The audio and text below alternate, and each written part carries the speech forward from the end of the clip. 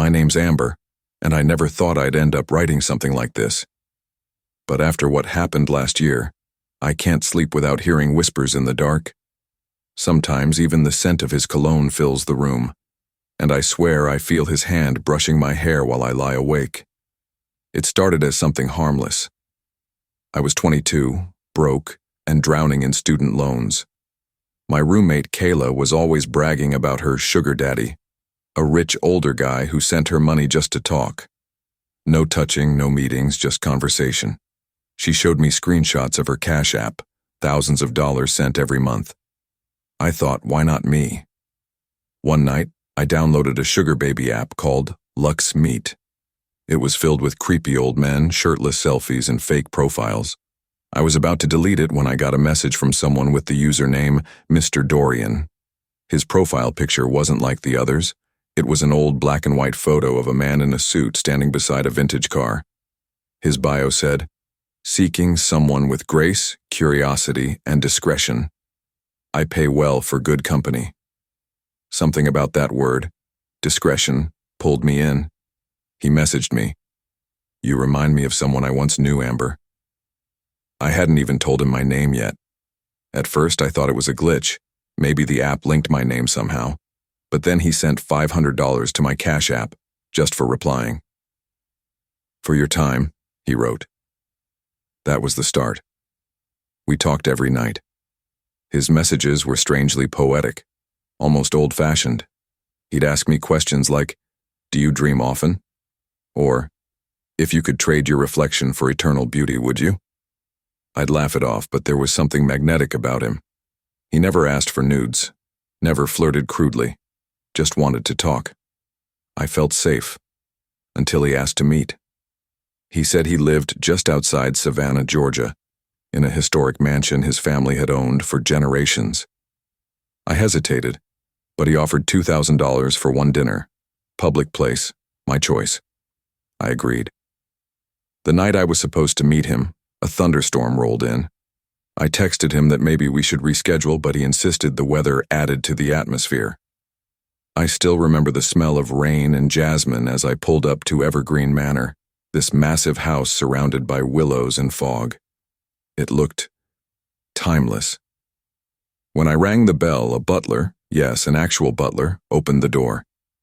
He looked at me with these pale, almost glassy eyes and said, "Mr. Dorian has been expecting you, Miss Amber."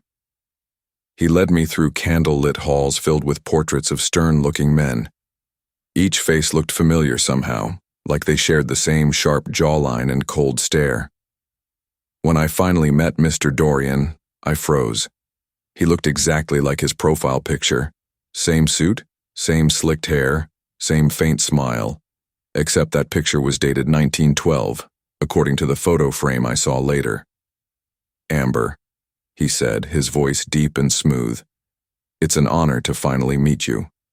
I don't remember much of that dinner except how he never touched his food, only sipped wine that looked darker than red, almost black. He asked about my family, my fears, my dreams. His gaze never broke from mine, and the whole time I felt this slow pull, like sinking into warm water. At one point I asked how old he was. He smiled faintly, old enough to remember when people spoke with their eyes instead of their phones. When I left, he kissed my hand and told me, "I'll see you soon." After that night, things started changing. He'd text me odd times, like 3 or 4 in the morning, messages that didn't make sense. "The night breathes easier when you're awake. Don't look at mirrors after midnight. You might see me." I'd laugh and ignore them, but soon my phone would ring right after those texts. Unknown number, no sound, just faint breathing. Then came the gifts. A silver necklace appeared in my mailbox with a note, "For your delicate throat." I never gave him my address. Kayla told me to block him, but I couldn't. Something about him felt addictive, like he knew every corner of my mind. I started dreaming of him standing at the foot of my bed watching me sleep. When I'd wake, I'd smell that same cologne, sweet, like burning wood and roses. One night I woke up to my phone screen glowing. It was a video message from him. I almost didn't open it, but curiosity won. The video showed a dimly lit room, His mansion, I think. The camera panned over a row of portraits. One by one, they lit up with faint candlelight until it stopped on a blank canvas. Then slowly, a new portrait began to form, brushstrokes appearing on their own. The face taking shape was mine. My breath caught. I tried to pause it, but the screen froze. And then I heard his voice, whispering through the speaker. "You're finally part of the family, Amber." My reflection in the phone screen wasn't smiling. The next morning, I went to the police. They searched the location I gave them, Evergreen Manor, but they said the property had been abandoned since 1954. The officer showed me photos.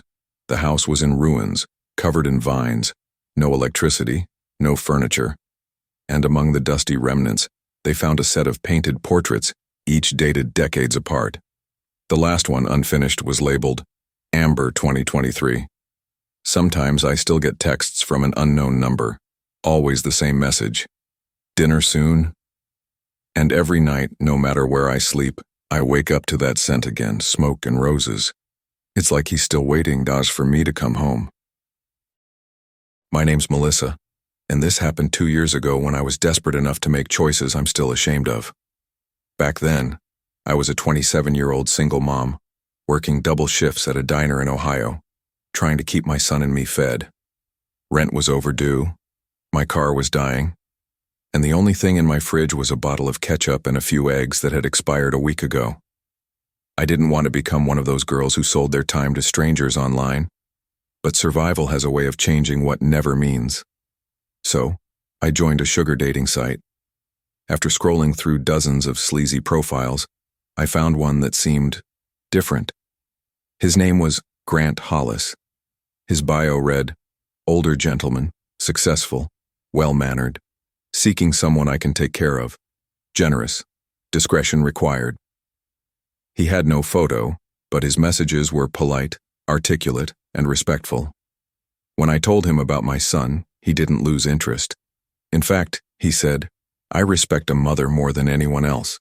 You're doing something brave." It felt genuine. Within an hour, he sent me $1,000 as a sign of good faith.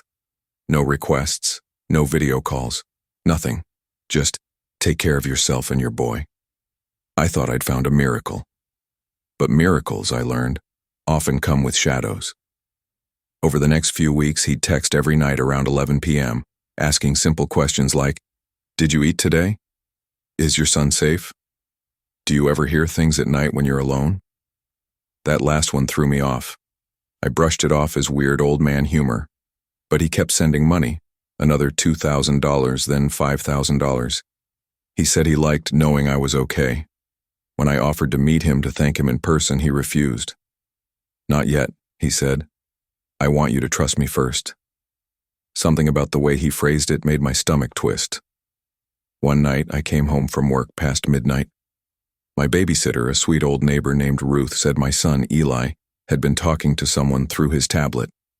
When I checked, the chat history was gone. But in the app's contacts list, I saw a username I'd never seen before, Mr. G. I froze. When I asked Eli who that was, he said, "It's the man who sends you money, Mommy. He told me he's my new daddy." My blood ran cold. I immediately texted Grant, "How do you know my son's name? Did you message him?" He replied within seconds, "Don't be upset. I only wanted to say goodnight." I blocked him right then and there, but the next morning a package was waiting outside my door. No label, no address. Inside was a small glass snow globe. Inside the globe was a tiny, perfect model of my apartment building, and on the base, engraved in small letters, it said, "Daddy's always watching." I reported it to the police, but without a sender name or proof of threat, there was nothing they could do. They suggested I move, but how? I could barely afford rent as it was. For days after, my son would wake up crying, saying he heard tapping on the window. I told myself it was the wind.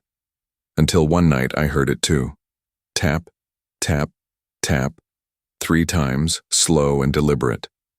When I looked outside, the street was empty, but the snow globe on the counter was shaking slightly as if someone had just tapped that instead. Then things got worse. My phone started glitching, texts from unknown numbers flashing on screen and disappearing before I could screenshot them. One night I caught one that stayed long enough to read, "Why'd you block me, sweetheart? I thought we were family." And attached to it was a picture of Eli sleeping. I called the police again, panicking, but when they came, the number was gone. The picture too. They told me I might be under stress, imagining things. That night, I packed a bag and drove to my sister's place 2 towns over. We stayed there for a week. No calls, no texts, no snow globes. I thought maybe it was over. But on the 7th night, I got an email. No subject line, no sender name. Just an attachment, a video file named Grant Home on MP4. I shouldn't have opened it, but I did. The video showed the inside of a large, dimly lit house. Expensive furniture, antique wallpaper, flickering candles. The camera panned toward a figure sitting in a chair, an old man, bald, pale, wearing a suit, his hands folded neatly on his lap. He stared into the camera, and a voice, Grant's voice, said, "I've taken care of many. Some stay forever. Some forget their promises. Don't make me your enemy, Melissa." Then the video cut off. I was shaking. I took it straight to the police again. This time they ran the file's metadata. The detective came back, pale-faced, and said something I'll never forget. "Ma'am, the file's timestamp is from 1989, and the house shown here burned down that same year, with a man named Grant Hollis inside.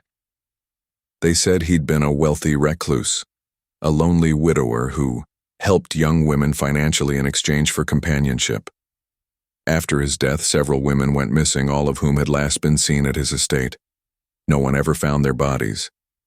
The detective said it was probably someone pretending to be him online. But how could someone fake a voice, a photo, and that house? All things that supposedly no longer existed. A few months later, after I'd moved again, I got one last message. No number. Just a text that appeared as a notification on my lock screen. "Don't worry about the money. You've already paid me back." That night, when I went to check on Eli, he was asleep, peaceful, smiling, but in his hand, clutched tightly against his chest, was that same snow globe, and inside it, the tiny version of our new apartment building. I smashed it the next morning. But sometimes when the house goes quiet, I still hear the sound of glass shaking, like someone tapping, softly, on the inside. My name's Samantha, and I've never told anyone this before. Not my friends, not my therapist, not even my sister, because no one would believe me. They'd think I was just another lonely girl who got catfished online. But what I experienced wasn't a scam. It was something much darker. It started after my divorce. I was 30, heartbroken, and living alone in a tiny apartment in Portland. I worked from home as a freelance designer, barely scraping by. The nights were the worst. The silence pressed in like a weight, and sometimes I'd talk to my reflection just to hear another voice. One night, after too much wine and a little self-pity, I found myself on a dating site. I wasn't looking for love, just conversation, but an ad popped up for something called the Patron Circle, a private dating network for mutually beneficial relationships. I laughed at first. A sugar daddy site? Me? But curiosity won. After setting up my profile, I started getting messages instantly. Most of them crude or obvious scams, but one stood out. His name was Elias W. His message said, "You seem lost. I like lost things. They tend to find their way back. Eventually." Creepy, right? But there was something poetic about it, and loneliness can make poetry sound like comfort. He told me he was 52, an art collector living just outside the city. His texts were eloquent, like someone out of an old novel. He never sent selfies, only photos of old letters, candles, and the view from his home, a sprawling estate surrounded by misty pine woods. After a week of talking, he sent me $3,000, unprompted. "For your time," he said. I thanked him, but he just replied, "No, it's not payment. It's a promise." That word stuck with me. Promise. A month passed. Our messages became deeper, almost intimate. He'd tell me stories about his youth, about how money meant nothing if you couldn't share eternity with someone worthy. I'd laugh it off. But then one night, he said something that made my skin crawl. If I told you I could make sure no one ever left you again, would you believe me? I didn't reply. I thought maybe he was just being poetic again. But the next day, a package arrived. Inside was an antique locket. The metal was cold, etched with strange symbols I didn't recognize. Inside the locket, behind a tiny glass window, was a black and white photo of me. It wasn't from any social media photo I'd ever posted. It looked like it was taken decades ago, like I'd been standing in front of a gas lamp on an old cobblestone street. My hand started shaking. I texted him immediately. "Where did you get that picture?" His reply came instantly. "It was always yours. You just forgot when we took it." That night I woke up to my phone buzzing. It was Elias. He'd never called before. When I answered, all I heard at first was faint static. Then, his voice smooth, calm, but distant. "You look beautiful when you sleep." My heart stopped. "What did you just say?" I whispered. "You used to say that to me," he replied, "before you left." Then the line went dead. I barely slept. I checked the locks 3 times, but nothing seemed out of place. Yet in the morning, the locket I'd thrown in my drawer was back around my neck. I stopped answering his messages after that. For a few days, nothing happened. I even convinced myself I'd imagined it all. But on the 5th night, my doorbell rang. I froze. No one visited me, especially that late. I peeked through the peephole. No one there. But when I opened the door, a letter lay on the doormat, sealed with dark red wax. Inside was a handwritten note in elegant cursive. "My dear Samantha, I understand your fear, but you shouldn't have run away again. Promises are binding, even when the flesh forgets. Forever means forever." The signature read, Elias Whitcomb, 1919. That name haunted me. I searched online, and after hours of digging, I found an old newspaper clipping from the Oregon Historical Archives. It was dated April 7, 1920. The headline read, "Art collector found dead with his bride, both bodies mummified in unnatural state." The article said the man's name was Elias Whitcomb, a wealthy collector who lived in the woods outside Portland. He'd been found in his estate's basement, seated beside a woman's body, both of them perfectly preserved. The police believed they'd died in a ritualistic suicide pact. The woman's name? Samantha Hartwell. My name. That night, I couldn't breathe. I stayed awake, clutching my phone, watching the shadows. Every sound made me jump. At exactly 3:03 a.m., my phone lit up, an unknown number calling. My trembling hands answered. A man's voice, soft and familiar, whispered, "We're almost together again, my love. The circle always completes itself." The call ended. Then from outside I heard music, old violin music. I looked out my window. Through the fog, at the edge of the woods, stood a man in a dark suit, holding a lantern, and beside him was a woman. She looked exactly like me. I ran. I packed a bag and drove until sunrise, didn't even care where. I ended up sleeping in my car at a gas station 3 hours away. When I finally worked up the courage to go home the next day, I found my door unlocked, though I was sure I'd locked it before leaving. Inside, everything looked untouched, except for one thing. On the dining table sat the locket. Open. Inside, the old photo had changed. It no longer showed me standing alone. Now, Elias was standing beside me, his arm around my shoulders, smiling. And under the glass, in fine letters I hadn't noticed before, were the words, "Together, forever." I tried to destroy it. I burned it, smashed it, even buried it miles away. But every time it returns, placed neatly on my pillow, cold as the first night I touched it. Now, when I fall asleep, I dream of that house in the woods. The violin music, the lantern light, and Elias whispering in my ear, "You came back to me. You always do." And sometimes, when I wake up, my reflection is smiling, even when I'm not. My name's Rachel, and this story isn't something I'm proud of. It's something that's haunted me for years. A choice I made out of greed, loneliness, and curiosity. If you've ever been so desperate that you ignored every red flag just because the money was too good to say no to, then maybe you'll understand how it happened. It began when I lost my job in Los Angeles. I was 25, broke, and weeks away from eviction.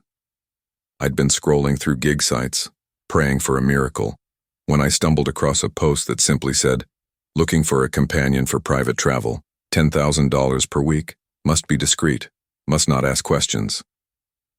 The ad sounded fake, but when you have $47 in your bank account, fake starts to sound like hope. I replied, half expecting nothing. But the next day I got an email from someone calling himself Mr. Blackwell. His tone was polite, formal, like something out of an old movie. He didn't ask for pictures or flirt, he just said, "I need someone who won't be missed for a few days. In return, you'll be compensated handsomely. Can you meet tonight?" I should have run, but instead I said yes. He sent a black car to pick me up. The driver didn't speak a word. We drove for nearly 2 hours through the desert outside the city until we reached a huge glass mansion standing alone in the sand. When the doors opened, I expected some sleazy old man. Instead, Mr. Blackwell looked like he'd stepped straight out of a luxury magazine, tall, silver-haired, immaculately dressed. His skin looked flawless, almost too flawless, like it had been polished. He smiled and said, "Miss Rachel, I'm glad you came. You're exactly what I was looking for." He handed me an envelope with $10,000 in cash before I even stepped inside. "Just for showing up," he said. My fear melted into greed. I told myself I'd stay a few days, maybe have dinner, nothing more. But from that first night, something felt wrong. The mansion had no mirrors. None. Not in the bathrooms, not in the hallways, not even in the massive guest suite he gave me. When I asked why, he said, "Mirrors are for people who forget who they are. I prefer guests who live in the present." He said it with a smile that didn't reach his eyes. At dinner, he served rare steak and a bottle of red wine that looked darker than any I'd ever seen. I noticed he never ate, only watched me eat. Every time I lifted my glass, his gaze followed my throat as I swallowed. "You have a beautiful pulse," he said softly. I laughed it off. But later that night, when I tried to sleep, I could feel something vibrating deep in the walls, like a low hum, almost mechanical. The air vents whispered faintly, as if carrying voices through them. I thought it was my imagination, until I heard my own name being whispered back. The next morning, I found a note slid under my door. It said, "Please stay indoors until sunset. The light outside isn't safe for you yet." I peeked out through the curtains and saw what looked like several figures standing perfectly still in the sand outside. At first I thought they were statues, but then one of them moved, slightly, stiffly, like a puppet being tugged by invisible strings. My chest tightened. I ran downstairs to find Mr. Blackwell sitting in the living room, staring out the window. He didn't look surprised. "They won't hurt you," he said. "They're my guests too. The sun keeps them quiet." I stammered something, trying to leave, but he interrupted. "You agreed to stay 3 days. You'll be safe, I promise. You'll even be rewarded for your loyalty."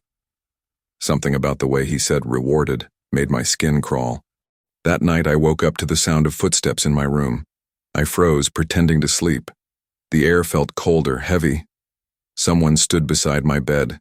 I could hear slow breathing, but not from a human throat. It sounded like air moving through hollow metal. Then a whisper right by my ear. "Do you know what disappearing feels like?" I snapped my eyes open, but the room was empty. The door, however, was slightly open now. I grabbed my phone to call for help, but there was no signal. Only one strange notification blinking on the lock screen. Transfer completed. $50,000. I hadn't touched any banking app. I checked the source. The sender's name simply said, Mr. Blackwell. And below that, a message. You've been paid in full. Now rest. I wanted to leave right then, but when I stepped into the hallway, every light in the house flickered off. The humming in the walls grew louder. Then, from the darkness, I saw movement. Shadowy figures, dozens of them, crawling out from the walls themselves. Their faces were pale, stretched, almost human but not quite. Their mouths moved like they were trying to speak, but only static came out. And among them I saw myself, a perfect copy. Standing at the end of the hall, eyes blank, lips trembling. She whispered, You shouldn't have taken the money. Before I could scream, the power came back on. The figures were gone. At dawn, Mr. Blackwell appeared at my door. His expression was calm, almost amused. You look unwell, he said. Would you like to end our agreement early? I nodded frantically. He smiled and handed me another envelope. More cash. Consider it a gift, a thank you for your cooperation. He escorted me to the car. As we drove away, I looked back and saw several women standing at the windows of that mansion. They all looked exactly like me. I went straight to the police, but when they checked the address, they said there was no house there, just empty desert. I thought maybe I'd gone insane. But then, a week later, my neighbor knocked on my door holding an envelope. Someone dropped this off for you, she said. Inside was a small card. On one side it read, Your payment has been processed. And on the other, a photo. Me, standing in front of that mansion, smiling. The timestamp? Tomorrow's date. It's been 3 years since then. Every few months another payment appears in my account. Always from Mr. Blackwell. And every time I check my reflection in the window, it looks a little less like me, a little more like her, the one still standing in that glass house waiting for the next girl to take her place. I've always been skeptical about sharing this story online, but after what I went through, maybe someone needs to hear it. Maybe to never repeat my mistake. I was 22 when I met Arthur. That wasn't his real name, but that's what he told me to call him. I was a struggling art student in Los Angeles, barely managing rent, working late nights at a diner, trying to keep myself from falling apart. Arthur found me on a sugar dating site. His profile was clean, formal, but what stood out most was his bio. I don't want beauty. I want memory. I thought it was poetic at first, like something from an old movie. I texted him, expecting the usual allowance and gifts talk. But Arthur didn't talk like other sugar daddies. He wanted dinner meetings, slow conversations, and time. That's it. No intimacy, no gifts, no strings attached. He said he was old and lonely, living in a huge mansion outside Pasadena, and just wanted to be remembered by someone. The first time I met him, I almost turned back. His mansion looked abandoned from the outside, vines crawling over the walls, windows fogged from the inside. But when the door opened, Arthur greeted me with a smile that didn't quite reach his eyes. He was tall, probably in his 70s, with sharp features and a voice that seemed to echo even in silence. He cooked for me that night, old recipes, European dishes I couldn't even pronounce. We ate by candlelight, and I noticed portraits lining the walls. Every painting had the same thing in common. The women in them looked like me. Same face shape, same eyes, different eras, different dresses, but all me. When I asked him about it, he just smiled and said, Memory takes many forms, my dear. Sometimes it repeats itself. That was unsettling. But he was kind, gentle, and paid me generously just for visiting once a week. He'd always say, Stay until midnight. The house feels less lonely then. Each visit, he told me about his late wife, Eleanor. She was the love of his life, an artist who died young, mysteriously. He said I reminded him of her. Sometimes, when I spoke, he'd close his eyes and whisper, You sound just like her. Weeks went by, and I started feeling a strange pull to the house. I'd tell myself I was just doing it for the money, but deep down I felt watched. Not by Arthur, but by something else in that mansion. Sometimes while I ate, I'd hear whispering from upstairs, a soft female voice calling my name. One night, Arthur asked me to visit his private art room. It was locked before, but that night he opened it for me. The room was cold, filled with canvases.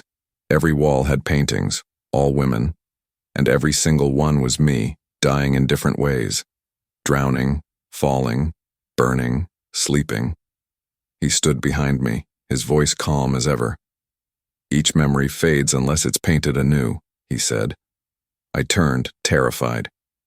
"Arthur, what are you talking about?" He smiled. "You are my Eleanor's last portrait, the last memory I'll ever need." That's when I noticed the smell.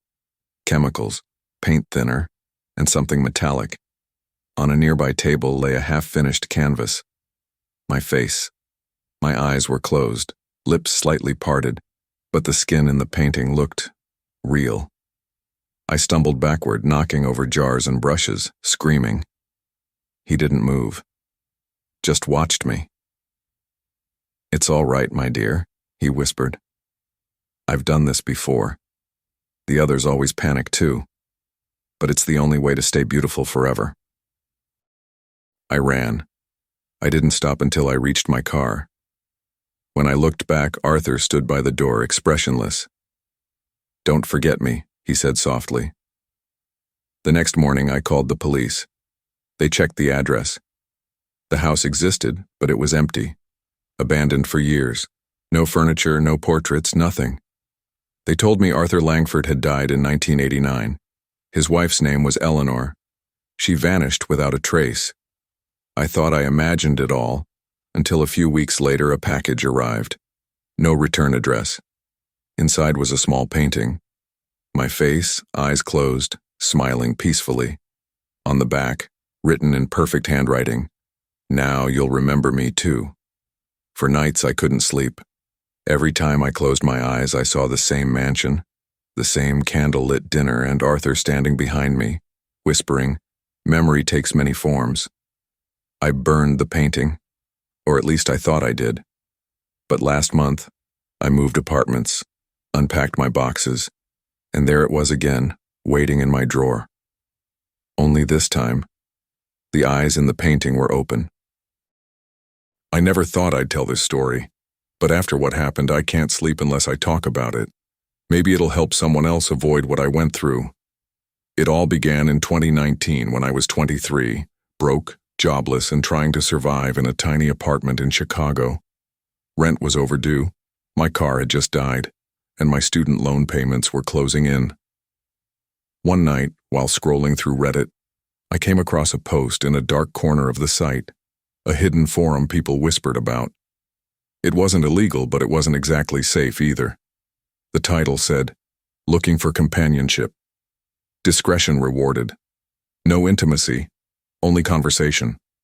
Must be available nights. Payment, $5,000 per week." It sounded too good to be true, but curiosity won. I clicked the link. It led to a private chat room. The man's username was Mr. Black Sugar. His first message popped up instantly. "Thank you for responding. I've been waiting for someone like you." He asked for my name, age, and city. I told him cautiously. He replied, "I will pay you through crypto every Friday. You don't have to meet me. Just talk to me every night from 11 p.m. to 3 a.m. Keep your lights off while we talk." I laughed at first, thinking it was some online kink thing, but $5,000 was too much to ignore. The first payment came instantly, in Ethereum. My wallet flashed, and suddenly I had more money than I'd ever seen. So I did it. Every night at 11 gear I logged in. His messages were strange but polite. He asked about my day, my dreams, my fears, but sometimes he'd ask weirdly specific questions. "What color are your curtains? Do you sleep near a window? What do you usually wear when you go to bed?" I brushed it off, thinking he was just lonely. But one night, he asked me to describe my room. I told him, the bed near the window, the desk facing the door, the faint hum of the fridge down the hall. He replied within seconds, "Yes, I can see it now." I froze. I asked him what he meant. He said, "You don't have to look around. I'm not there. Not yet." I didn't sleep that night, but when the next payment came in, I convinced myself it was just a creepy way of flirting. Money has a way of making fear feel smaller. A few weeks passed. His messages became more demanding. "Don't leave your window open tonight. Don't answer the door after midnight. If you hear tapping, don't look toward the sound." It was unsettling, but I was addicted. To the money, to the mystery, even to the fear. It became a ritual. 11 p.m. to 3 a.m., lights off, whispering into the void. Then one night, the messages stopped. I stared at my dark screen until nearly 3:30 waiting. Finally, a new message popped up. "Look outside your window." My blood ran cold. I lived on the second floor facing an alley. The streetlight flickered. I didn't want to move. My phone buzzed again. "Please look outside. I brought you a gift." Against every instinct, I did. At first, I didn't see anything. Then, just under the flickering light, I saw something.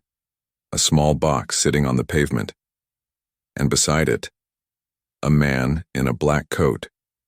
His face was turned up toward me, even though I was 2 floors above. He raised his hand and then waved. I jumped back, slamming the curtains shut. My phone buzzed again. "Do you like it? Go down and open it. I'll wait." I didn't move. I stayed curled on my bed until sunrise. When I finally looked outside, the box was still there. The man was gone. I called a friend. He came over, and we went down together. Inside the box was a Polaroid photo of me, taken from outside my window. I was sitting at my desk, chatting on my laptop, smiling faintly. The next photo was of me sleeping. I moved out the next day, deleted all my accounts, changed my number. I even got a new laptop. But 2 weeks later, I got an email. No subject line, no sender name. Just one sentence. "You shouldn't have moved without saying goodbye." Attached was a photo of my new apartment building, taken from across the street. I contacted the police, but they couldn't trace it. They said maybe it was an online stalker, maybe someone using public info. But then the payments resumed. Every Friday, $5,000 appeared in my crypto wallet. I never logged in again, never replied. Then one night, the money stopped. Instead, I received a final message. This time handwritten, slipped under my door. "Thank you for keeping me company. The others never stayed this long. Don't worry, I'll keep watching over you." The handwriting looked old, shaky, like it was written decades ago. That night I heard it, faint tapping on my window, 3 slow knocks, then silence. When I finally looked in the morning, I noticed fingerprints on the outside of the glass. But they weren't mine. They were too long, too narrow, like someone who'd been dead for a long, long time. And the worst part? Next to those prints, written in the condensation, were the words, 11 p.m., don't forget me. I moved again across the country this time. But sometimes when my phone buzzes around 11 p.m., I freeze, because I swear I can feel someone standing just outside my window, waiting. And once, just once, I looked. Under the flickering streetlight, a man in a black coat was standing there, smiling up at me. I shut the blinds and never looked again. But every Friday morning, $5,000 still appears in my crypto wallet.